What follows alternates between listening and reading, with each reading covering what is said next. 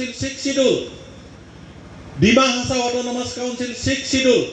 কিন্তু Mising autonomous কাউন্সিলখন 6 শিডিউলৰ autonomous council নহয়, ই মাত্ৰ অসম চৰকাৰৰ এটা আইনৰ অধীনত গঠন কৰা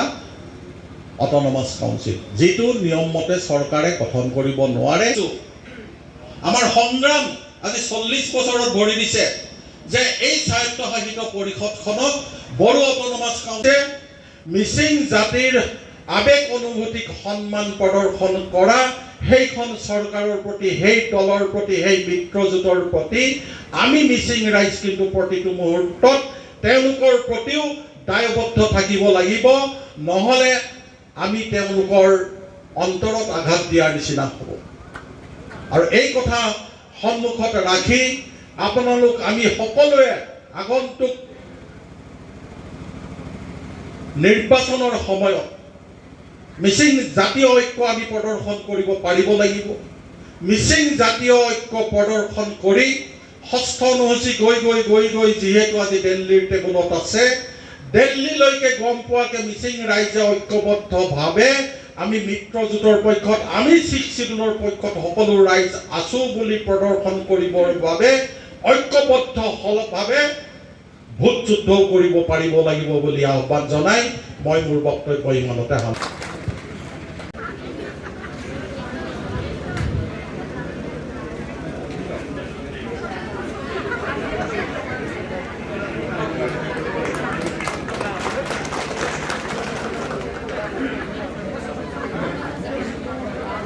Hormorang so roke bemborik sutokan dalu palikum odung bapola hindi school dok mangasunam pradhan শিক্ষক besingolok hindi school dok pradhan শিক্ষক roke be smart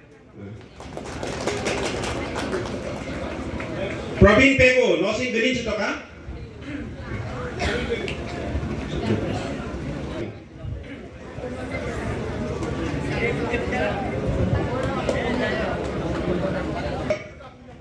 Boriksi orang tahu, berayu pe, ada gizon aku, orang ke Excel bike dok, atar kiram bermorong lato kamna, orang ke Mitilal Pego, to kamna ngolulu. Pego berayu pe, mazusula pori gela, kasin so ayu pe are ginam kiram kangkang pe ageram gerdo, bersimi Pego.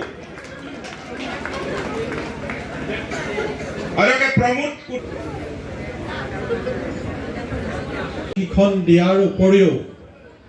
ইয়াত সম্পূৰ্ণৰূপে registration, ইঞ্চুৰেঞ্চৰ ব্যৱস্থা MSCয়ে কৰি দিছে। তাৰ উপৰিও প্ৰত্যেকজনলৈ এটা এটাকে helmet আমি তেওঁলোকক দিছোঁ। হেলমেটটো আমি এইকাৰণেই দিছোঁ কাৰণ অকল কৰবাত কিবা এটা কাৰণত চলাই গ'লে ওলাই গ'লেই নহ'ব, নিজৰ সুৰক্ষাটোৰ কথাও প্ৰত্যেকজন আৰোহীয়ে চিন্তা কৰিব লাগিব। আৰু আমি দেখোঁ যে বহুত চব্জি বেপাৰী দেখোঁ ইয়াতে শাক পাচলি লৈ যায়, কোনো হেলমেট নিপিন্ধাকে তেওঁলোকে জবৰজংকে গুচি যায়, যাৰ কাৰণে নেকি কৰবাত কেতিয়াবা এক্সিডেণ্ট হোৱাৰ ফলত আমি বেয়া বতৰাও শুনিবলৈ পাওঁ। আৰু সেয়েহে প্ৰত্যেকজন আজিৰ বেনিফিচিয়াৰীক মই এইটোৱে অনুৰোধ জনাম যে প্ৰতিটো মুহূৰ্তত হেলমেটটো যাতে আপোনালোকে সঞ্জনা বগামেদক নৰেশ টাইপ অঞ্জনা পেগক গুলিয়াই হত্যা কৰিলে। কিন্তু বৰ্তমানৰ চৰকাৰখনে শাসনত আহিয়ে যোৱা বছৰ মিচিঙম 6 শিডিউল দিয়াত আমাৰ কোনো আপত্তি নাই বুলি বলো ৰিকমেণ্ডেশ্যন দিছে, যাৰ কাৰণে আজি দিল্লীত হোম মিনিষ্টাৰ পৰ্যায়ত মিচিং জাতীয় সংগঠন অসম চৰকাৰ আৰু কেন্দ্ৰীয় চৰকাৰৰ ত্ৰিপাক্ষিক আলোচনা অনুষ্ঠিত হৈ আছে। আৰু আমাৰ এই মনোভাৱবোৰ বুজি পেলাই কেন্দ্ৰীয় চৰকাৰক অৱগত কৰিবৰ কাৰণে কেন্দ্ৰীয় চৰকাৰে ইণ্টাৰলোকেটৰ বুলি এজন মধ্যস্থতাকাৰী নিয়োগ কৰিছে। আৰু আমি আশাবাদী যে অতি সোনকালে আঙুলক মানান 6 শিডিউল চিট পায় তেতিয়া বড়োৰ নিচিনাকেও আমি কাম কৰিব পাৰিম কিন্তু আজি আমি পাৰা নাই বড়ো অটোনমাস কাউন্সিলত এটা সমষ্টিত উন্নয়নৰ কাৰণে নাই কমেও 100 কোটি টকাৰ ওপৰত পায় কিন্তু মিচিং অটোনমাস কাউন্সিলে এটা সমষ্টি উন্নয়নৰ কাৰণে কিমান টকা পায় বুলি ক'বলৈ গ'লে মাত্ৰ 80 লাখ টকা পায় পাৰ্থক্যটো ভাবিছ কিন্তু আমাৰ বিশ্বাস কেনেকৈ পুহিম মৎস্য পালন কৰিবলৈ যাওঁতে ফিচাৰী এটাৰ কাৰণে কি জ্ঞানৰ প্ৰয়োজন এই কথাখিনি নজনাকে যদি আমি মৎস্য পালন কৰোঁ এই কথাখিনি নজনাকে যদি আমি গাহৰি পালন কৰোঁ কুকুৰা পালন কৰোঁ কি ধৰণৰ খেতি কৰিলে ভাল হ'ব বৰ্তমানৰ যুগত খেতিক ব্যৱসায় ভিত্তিলৈ যদি পৰিণত কৰিব লাগে তাৰ কাৰণে কেনেকুৱা আধুনিক কৃষি পদ্ধতি ব্যৱহাৰ কৰিলে ভাল হ'ব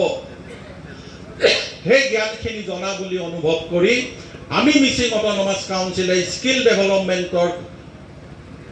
জৰিয়তে এই বিভাগসমূহত ট্ৰেইনিঙৰ ব্যৱস্থা কৰি আহি আছোঁ আৰু অলৰেডি আমাৰ এই যোৰহাট পৰিষদীয় সমষ্টিৰ পৰা মৎস্য পালন গাহৰি পালন কুকুৰা পালন ছাগলী পালন হৰ্টিকালচাৰ এনেকুৱা বিভাগত বহুজনে ইতিমধ্যে ট্ৰেইনিং লৈছে আৰু মিচিং অটোনমাস কাউন্সিলে তেওঁলোকক ফাৰ্ষ্ট বেচটোক ইতিমধ্যে সাহায্যও প্ৰদান কৰিছে আৰু অন্যান্য দল সংগঠনৰ সকলো মোৰ সহকৰ্মীসকল ইয়াতে উপস্থিত থকা আমাৰ অতি শ্ৰদ্ধাৰ উদ্যমী কৃষকসকল যাক আজি আমি এই এক্সেল বাইক বিতৰণ কৰিম আপোনালোক আজি আমাৰ এই অনুষ্ঠানত আৰু কৃতজ্ঞতা জনাইছোঁ মিচিং সাহিত্য সাহিত্য পৰিষদ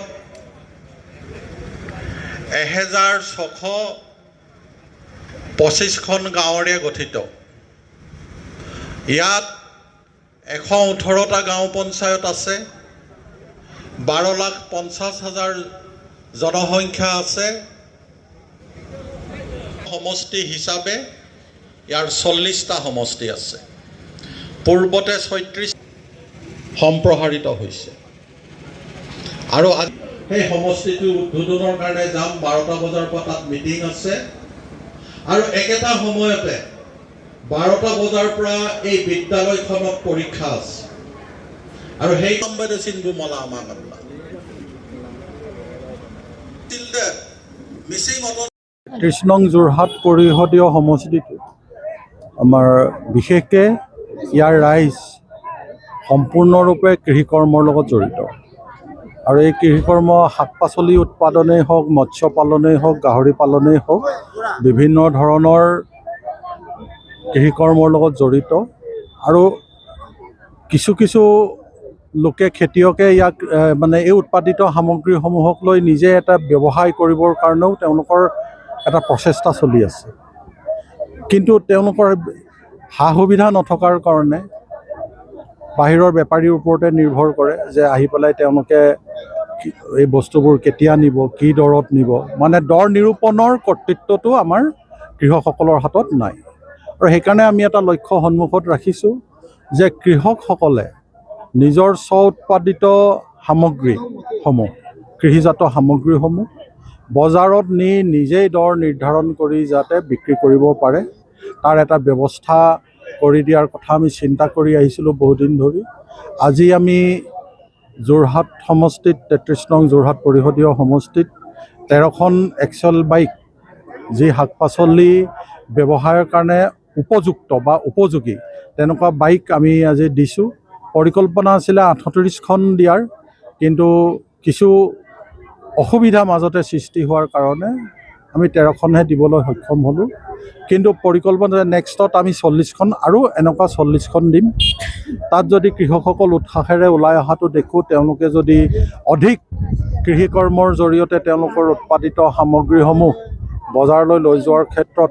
যথেষ্ট তেওঁলোকৰ আগ্ৰহবোৰ বোলে ক্ৰমান্বয়ে বাঢ়ি গৈ আছে তেতিয়াহ'লে এই 40খনটো নেক্সট পৰৱৰ্তী পৰ্যায়ত 80খনলৈ পৰিৱৰ্তন কৰিবৰ কাৰণে আমি চেষ্টা অব্যাহত ৰাখিম বহুত ভাল লাগিছে আজি মিচিং অট'নমাছ কাউন্সিলৰ পৰা আমি বিনামূলীয়াকৈ আমি এক্সেলখন পাইছোঁ, গতিকে বহুত ভাল লাগিছে। আৰু ভৱিষ্যতে মিচিং অট'নমাছ কাউন্সিলে আৰু ইয়াতকৈ আৰু অলপ বেছিকৈ বস্তু বিতৰণ হেৰিত মানে অলপ উন্নতি হওক, তাৰ বাবে মোৰ ধন্যবাদ থাকিল। আৰু আশীৰ্বাদো দিছোঁ আমি, আৰু আশীৰ্বাদো পাইছোঁ আমি। আৰু ভৱিষ্যতে মিচিং অট'নমাছ কাউন্সিলে আৰু TMPK, MMK, TMMK সকলোকে মই ধন্যবাদ জ্ঞাপন কৰিছোঁ মোৰ পালৰ পৰা। আমি বেনিফিচাৰী হয় আজি খুব ভাল লাগিছে। ইয়াতে আমি আগতে বহুত কষ্ট কৰি ব্যৱসায় কৰি আছিলোঁ। মই কৃষক হৈও মই নিজে যোৰহাটত চব্জি চাপ্লাই দিওঁ। গতিকে চাইকেল লৈ গৈছিলোঁ আমি আগতে, বৰ কষ্ট পাইছিলোঁ আৰু ৰ'দে বৰষুণে বৰ কষ্ট পাইছিলোঁ। আৰু আজি এনেকুৱা সপোন যে আমি ভবা নাছিলোঁ এনেকুৱা এখন এক্সেল পাম বুলি, গতিকে আজি খুব আনন্দ। গতিকে মই ধন্যবাদ জনাইছোঁ।